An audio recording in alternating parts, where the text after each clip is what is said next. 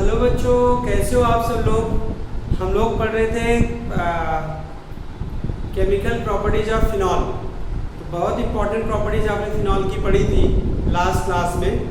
Electrophilic substitution reaction, जिसमें आपने nitration पढ़ा था और फिर हैलोजिनेशन पढ़ा, फिर ब्रीडल-क्राफ्ट रिएक्शन पढ़ा। तो इसमें दो इंपॉर्टेंट नेम रिएक्शन भी पढ़ी थी आपने, कोल्बी रिएक्शन एंड रीमर-टाइमर रिएक्शन। उसी में कंटिन्यू में करते हैं हम रिएक्शन ऑफ फिनॉल विद क्या होगा, जिंक डस्ट। किसके साथ कर ले, जिंक डस्ट। बेटा रिड्यूसिंग एजेंट होता है, मेटल कोई भी होता है और रिड्यूसिंग एजेंट होता है, वो रिड्यूस करेगा। मतलब मैं ये कह रहा हूँ, जैसे फिनॉल है, फिनॉल को आप जिंक डस्ट के साथ हीट करेंगे। किसके साथ, जिंक डस्ट के साथ हीट करेंगे तो इसका रिडक्शन हो जाएगा और ये क्या दे देगा, आपका बेंजीन दे देगा। क्या दे देगा, बेंजीन प्लस एडेनो। तो बहुत ही इंपॉर्टेंट है कन्वर्जन के लिए फिनॉल से क्या बनाना, बेंजीन बनाना। इसकी नेक्स्ट प्रॉपर्टीज है बेटा ऑक्सीडेशन ऑफ फिनॉल। फिनॉल का ऑक्सीडेशन होता है, ऑक्सीडेशन ऑफ फिनॉल। फिनॉल का भी ऑक्सीडेशन होता है, बट किससे होगा, स्ट्रॉन्ग ऑक्सीडाइजिंग एजेंट। ठीक है ना, जैसे आपका फिनॉल है तो स्ट्रॉन्ग ऑक्सीडाइजिंग एजेंट होते हैं आपके पोटेशियम डाइक्रोमेट, सोडियम डाइक्रोमेट ना, एसिडिफाइड। तो Na2Cr2O7 ये स्ट्रॉन्ग ऑक्सीडाइजिंग एजेंट होते हैं, जिनके थ्रू इनका क्या होता है। तो फिनॉल का ये वाला रिडक्शन है, रिडक्शन समझ सकते हैं, फिनॉल का रिडक्शन हो रहा है। और ये वाला क्या है, ऑक्सीडेशन है। ये क्या है आपका, ऑक्सीडेशन है। ये आपका फिनॉल है और इसे क्या बोलते हैं, बेंजोक्विनोन। इसे क्या बोलते हैं आप, बेंजोक्विनोन। ठीक है, तो याद रखिएगा। तो ये फिनॉल की भी प्रॉपर्टीज खत्म हो गई। अब हम क्या पढ़ेंगे जानते हैं, कुछ कॉमर्शियली अल्कोहल जो प्रिपेयर किए जाते हैं, कॉमर्शियली इंपॉर्टेंट अल्कोहल पढ़ते हैं हम। ठीक है ना, कॉमर्शियली इंपॉर्टेंट अल्कोहल में दो चीज़ पढ़ना है। देखिए हम स्ट्रिक्टली एनसीईआरटी को फॉलो कर रहे हैं, ठीक है ना। आप इसको इस तरीके से पढ़ेंगे तो आपको एनसीईआरटी समझ आ जाएगी। इसके बाद रीड करना आपको, ठीक है ना, एनसीईआरटी को अच्छे से। इसमें पहला हम लेते हैं आपको मिथेनॉल, इसके बारे में पढ़ेंगे। मिथेनॉल को वुड स्प्रिट भी बोलते हैं। क्या बोलते हैं, वुड स्प्रिट। क्यों बोलते हैं इसको would spirit, earlier it was prepare from the would say क्या, बाय द डिस्ट्रक्टिव डिस्टिलेशन। मेरे कहने का मतलब ये पहले अर्लियर टाइम में इसको मैन्युफैक्चरिंग किससे करते थे, लकड़ी से करते थे, वुड से करते थे। कैसे, बाय डिस्ट्रक्टिव डिस्टिलेशन प्रोसेस। कौन से प्रोसेस से, डिस्ट्रक्टिव डिस्टिलेशन प्रोसेस के थ्रू करते थे। समझ आई कि नहीं बात।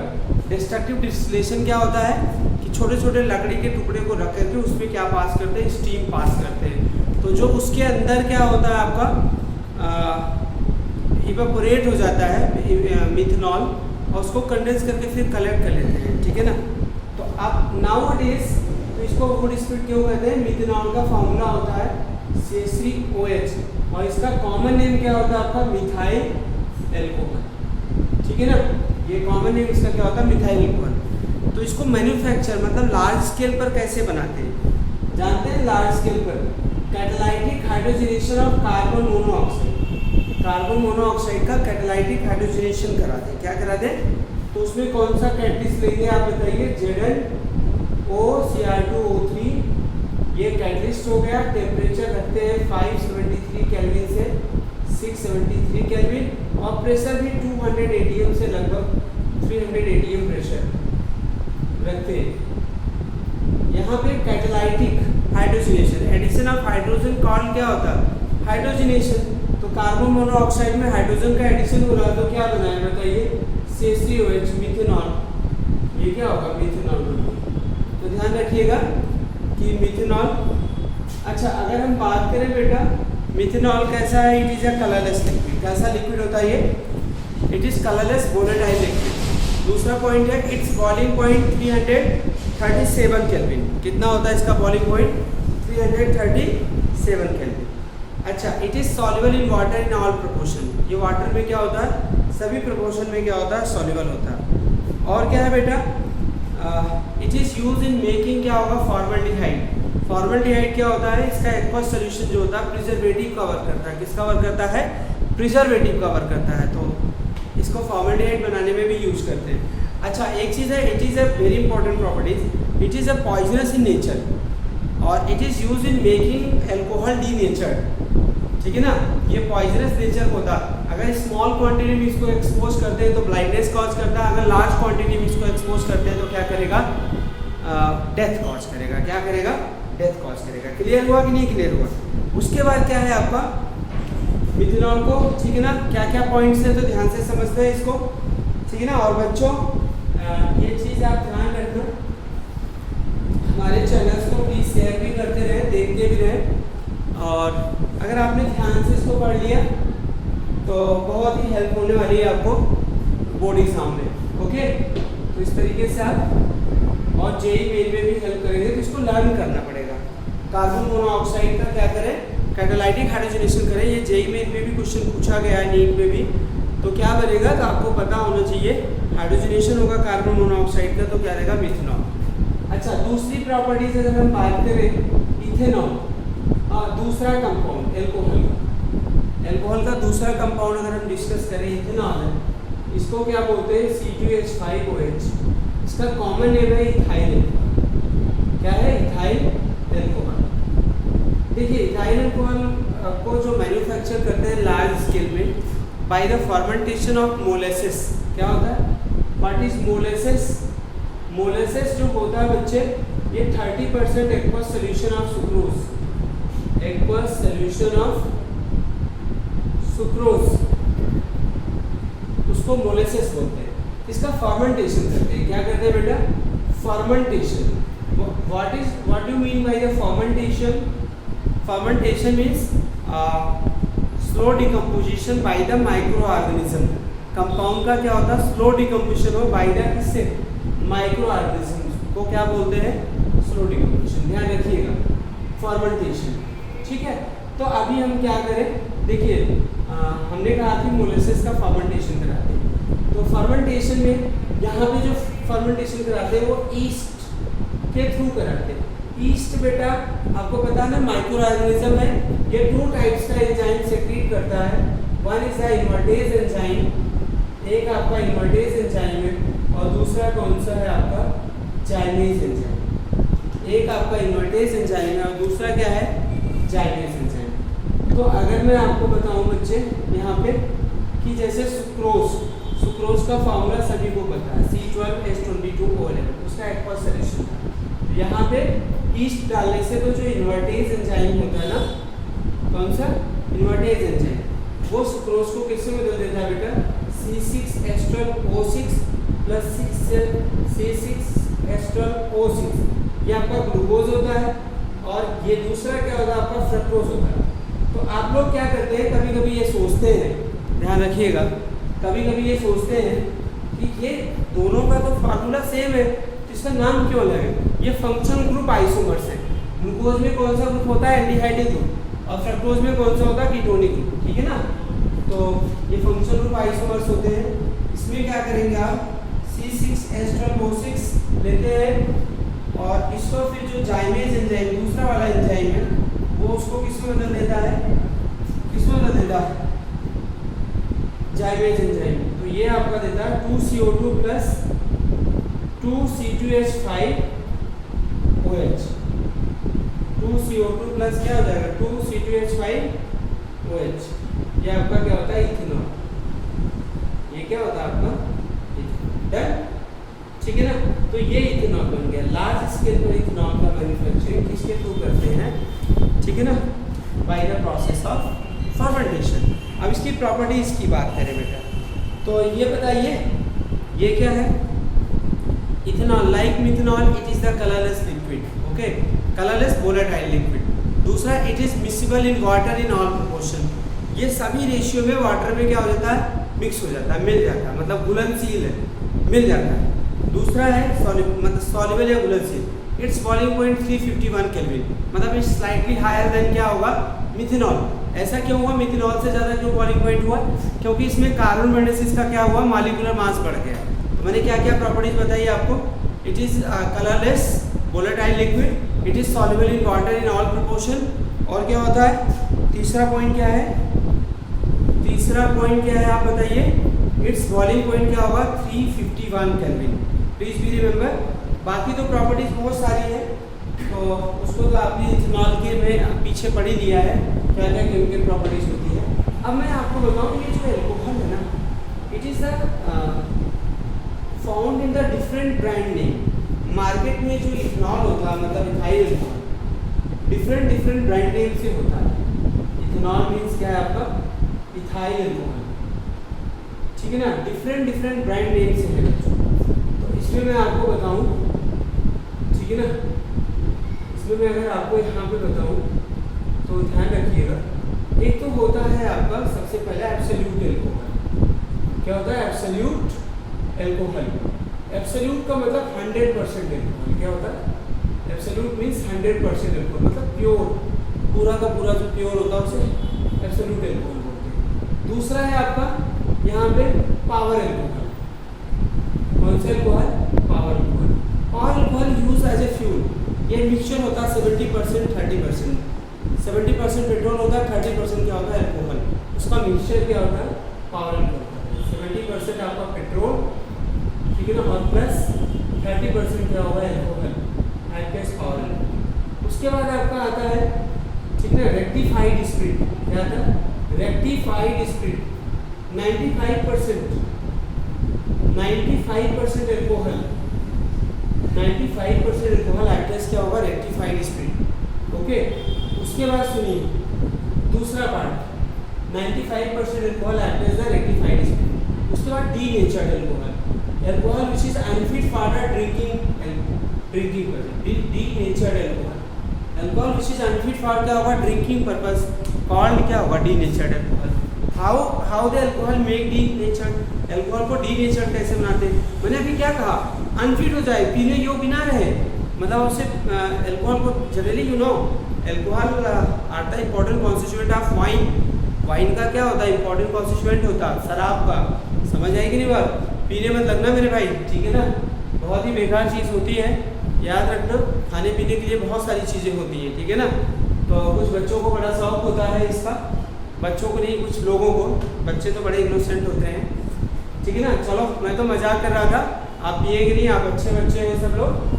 तो डीनेचर्ड एल्कोहल को अनफिट ड्रिंकिंग के लिए, अनफिट बनाने के लिए क्या करते हैं जानते हैं? उसमें मिथेनॉल ऐड कर देते हैं जो कि पॉइजनस होता है ना, तो उसको ऐड कर देते हैं, या उसमें पायरिडीन ऐड कर देते हैं, या क्या ऐड कर देते हैं कॉपर सल्फेट। तो आपसे ये क्वेश्चन आ सकता है कि कौन कौन से सब्सटेंस एल्कोहल को डीनेचर्ड बना देते हैं। तो कौन कौन से सब्सटेंस है बताइए? मिथेनॉल है, पायरिडीन है, और क्या है कॉपर सल्फेट है, ठीक है ना। उसको क्या बनाते हैं? डीनेचर्ड बना देते हैं, ठीक है। तो आपका एल्कोहल फिनॉल तो खत्म हो गया। अब शुरू होता है आपका ईथर, ठीक है बच्चों, क्या होता है ईथर आपको बनाते हैं। तो हमने ये बोला आपको, अभी मैं NCERT को फॉलो कर रहा हूँ, जेईई और नीट के लिए अलग से भी वीडियो डालेंगे टॉपिक वाइज बना के, इसमें अभी चैप्टर वाइज डाल रहे हैं, ठीक है ना। तो जिन बच्चों को जनरली बोर्ड के लिए पढ़ना वो काफ़ी हेल्पफुल होगा, और जेईई और नीट के लिए आपका 70% इसको भी पढ़ना है। कुछ ही चीज़ें बाकी रह जाए जो आपको बाद में करना हो, जिससे आपका नीट और जेईई क्लियर हो जाएगा। पढ़ते रहेंगे, वीडियो रेगुलर देखते रहेंगे, तो आपको ट्यूशन लेने की भी जरूरत नहीं पड़ेगा। आएगी नहीं बात सुने, आपको रेगुलर पढ़ना पड़ेगा। तो अगर हम क्या करें, ईथर लेते हैं। ईथर क्या होगा? आपकी डेफिनेशन मैंने चैप्टर के बिगनिंग में पढ़ाया था, बताइए। ईथर का जनरल फार्मूला क्या था? ROR। इसको क्या कहेंगे? Alkoxy derivative of alkane. ROR का मतलब क्या होता है? Alkoxy derivative of alkane is known as ether. अब ईथर को मैंने बताया था 2 कैटेगरीज होती है, कौन कौन सी होती है बताइए? Symmetrical ether. कौन सा ईथर? Symmetrical ether. और दूसरा क्या होता है? Unsymmetrical ether. दूसरा कौन सा ईथर है आपका? Unsymmetrical ether. कैसे आइडेंटिफाई करोगे? अगर दोनों सिमेट्रिकल ईथर क्या होंगे? अगर ऑक्सीजन के दोनों साइड सेम एल्काइल ग्रुप होगा तो क्या होगा? सिमेट्रिकल ईथर होगा। ये देखिए सिमेट्रिकल ईथर, इसको क्या बोलते हैं? मिथॉक्सीमीथेन। क्या बोलते हैं? मिथॉक्सीमीथेन, ठीक है ना। इसे क्या बोलेंगे? या डाइमिथाइल ईथर, CH3 CH2O। ये देखो, ये दो, ये क्या है आपके? सिमेट्रिकल ईथर है, दोनों साइड एल्काइल ग्रुप क्या है? सेम। इसको बोलते हैं इथॉक्सी ईथेन। और क्या है अनसिमेट्रिकल ईथर। ये आपका देखिए ऑक्सीजन की दोनों साइड अगर अल्काइल ग्रुप सेम नहीं है तो क्या होगा अनसिमेट्रिकल ईथर होगा। एक तरफ देखिए क्या है मिथाइल है और दूसरी तरफ क्या है इथाइल। इसको क्या बोलते हैं, इसका आईपीसी नेम क्या है मिथॉक्सी इथेन। इसका आईपीसी नेम क्या है मिथॉक्सी इथेन, या इसे क्या बोलते हैं इथाइल मिथाइल ईथर। ये क्या बोलते हैं इथाइल मिथाइल ईथर, कॉमन है। ठीक है, तो ये ईथर है। तो चलो इनको हम बनाते कैसे हैं, इनको बनाते कैसे हैं। सबसे पहले हम क्या बताते हैं एल्कोहल से ईथर को प्रिपरेशन ऑफ क्या होगा ईथर। ठीक है बच्चों, प्रिपरेशन ऑफ क्या होगा ईथर, प्रिपरेशन ऑफ ईथर कैसे बनाएंगे फ्रॉम एल्कोहल। किससे बनाएंगे आप एल्कोहल से। एल्कोहल से कैसे बनाते हैं बाई कैटालाइटिक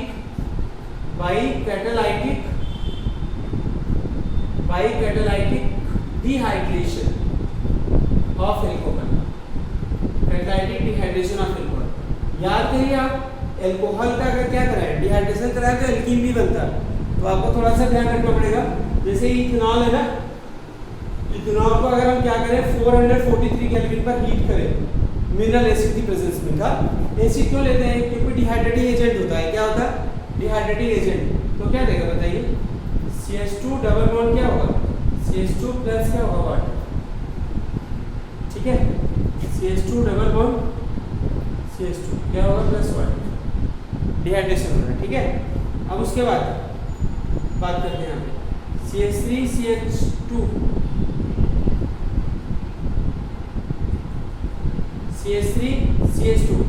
इसी को लेते हैं CH3CH2OH। इसके 2 मॉलिक्यूल लेकर के अगर हम क्या करते हैं बेटा 413 केल्विन पर हीट करते हैं। ठीक है ना, मिनरल एसिड की प्रेजेंस में तो क्या देगा बताइए। ठीक है ना, CH2O CH2 क्या देगा CH3 प्लस 1। यहाँ भी डिहाइड्रेशन हो रहा है लेकिन यहाँ पे 2 मॉलिक्यूल एसोसिएट हो रहा है और ये ईथर दे रहा है। कैसा ईथर दे रहा है सिमेट्रिकल ईथर दे रहा है क्या। अच्छा एक चीज यहाँ पे देखिए, जब आप यहाँ पे एल्कोहल लेंगे तो 2 सेम मॉलिक्यूल ऑफ एल्कोहल लेते हैं। क्या लेते हैं 2 सेम मॉलिक्यूल, तो कौन सा ईथर बनता है आपका सिमेट्रिकल ईथर बनता है। ठीक है ना, तो इसकी ये लिमिटेशन है इस रिएक्शन का। इससे हम क्या बना सकते हैं ओनली सिमेट्रिकल ईथर बना सकते हैं। क्या बना सकते हैं इससे सिमेट्रिकल ईथर ही बना सकते हैं इससे। ठीक है ना, अगर अनसिमेट्रिकल ईथर बनाने हैं तो क्या करना पड़ेगा आपको दोनों एल्कोहल को क्या लेना पड़ेगा डिफरेंट लेना पड़ेगा। क्या लेना पड़ेगा दोनों एल्कोहल को डिफरेंट लेना पड़ेगा। समझने की बात, दोनों एल्कोहल को क्या करेंगे अगर डिफरेंट लेंगे। ठीक है ना, दोनों एल्कोहल को क्या करेंगे अगर डिफरेंट लेंगे।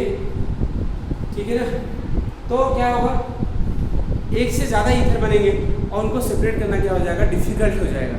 तो इसमें केवल हम क्या बनाते हैं सिमेट्रिकल ईथर बनाते हैं। ठीक है ना, और एक चीज बताएं हम आपको। इसके बाद दूसरा मेथड है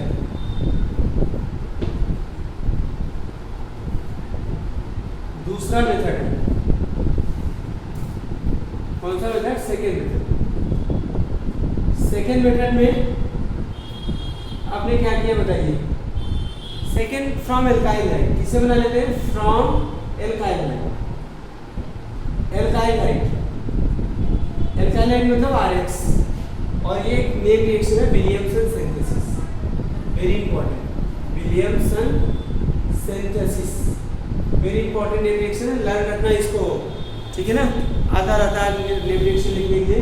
तो when alkyl light treated with sodium alkoxide, किसके साथ sodium alkoxide in presence of क्या होगा एसीटोन ले लो, कोई सॉल्वेंट ले लो, आता है क्या देगा ईथर देगा प्लस क्या होगा NaX ईथर एसीटोन ईथर। ठीक है, बताइए कोई दिक्कत। ये आपका क्या है एल्काइल लाइट और ये क्या है आपका सोडियम एल्कोक्साइड, इसे क्या बोलते हैं सोडियम एल्कोक्साइड। ठीक है बच्चों, तो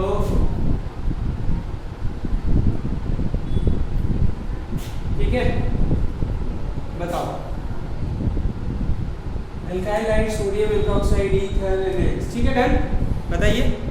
ठीक है एल्काइल लाइट। अच्छा एक चीज है इसमें जो एल्काइल लाइट होना चाहिए वो क्या होना चाहिए फर्स्ट डिग्री होना चाहिए। लिमिटेशन क्या है इसकी लिमिटेशन क्या है? Alkyl light should be first degree, alkyl light क्या होनी चाहिए? Should be first degree, should be क्या होना चाहिए? First degree. अब बताइए अगर एल्काइल लाइट सेकंड डिग्री या थर्ड डिग्री हो तो क्या होगा? अभी ऊपर वाले रिएक्शन में क्या हो रहा है बेटा? सब्स्टिट्यूशन हो रहा है ना, सब्स्टिट्यूशन। RO माइनस ने X को क्या कर दिया? सब्स्टिट्यूट कर दिया ना, ठीक है ना, सब्स्टिट्यूशन। लेकिन अगर सेकंड डिग्री और थर्ड डिग्री एल्काइल लाइट होगा तो वहाँ सब्स्टिट्यूशन नहीं होगा, वहाँ पे क्या होता है? एलिमिनेशन होता है। क्या होता है? एलिमिनेशन, ठीक है ना। जैसे मैंने ये कहा CH3 ये देखो थर्ड डिग्री एल्काइल लाइट है, ठीक है ना। अब इसको हमने क्या किया? CH3O के साथ लेकर आए, तो यहाँ पे ये स्ट्रॉन्ग बेस का वर्क करता है। सोडियम मेथॉक्साइड क्या होता है? स्ट्रॉन्ग बेस का वर्क करता है। तो इससे क्या निकालने की कोशिश करेगा? एसिड को निकालने की कोशिश करेगा, ठीक है ना। तो एसिड को निकालेगा तो क्या होगा? इसका डिहाइड्रोहाइड्रोजनेशन होगा, ठीक है ना। यहाँ से हाइड्रोजन, यहाँ से क्या होगा? हाइड्रोजन निकलेगा, तो क्या बनेगा बताइए? ये बनाएगा आपका CH3, ये एल्कीन बना देता है, ईथर नहीं बनाता। ध्यान रखिएगा, मेजर प्रोडक्ट इसका यहाँ पे ये CH3OH और प्लस क्या होगा? NaC, ये देता है। तो सेकंड डिग्री थर्ड डिग्री के साथ अगर एल्काइल लाइट हो तो ईथर नहीं बनता, क्या बनता है? एल्कीन बनता है। क्यों? क्योंकि वहाँ पे एलिमिनेशन रिएक्शन डोमिनेट हो जाती है किसके ऊपर? सब्स्टिट्यूशन में। अच्छा, इसका सिग्निफिकेंस क्या है? एडवांटेज क्या है इसका? क्या सिग्निफिकेंस क्या है इसका? ठीक है ना, क्या फायदे हैं इसके, क्या सिग्निफिकेंस है? इसमें सिमेट्रिकल और अनसिमेट्रिकल दोनों ईथर बना सकते हैं आप। क्या बना सकते हैं? सिमेट्रिकल और अनसिमेट्रिकल ईथर दोनों बना सकते हैं। तो ये एलिफैटिक ईथर की प्रिपरेशन थी। तो अगली क्लास में हम अगले वीडियो में क्या करेंगे?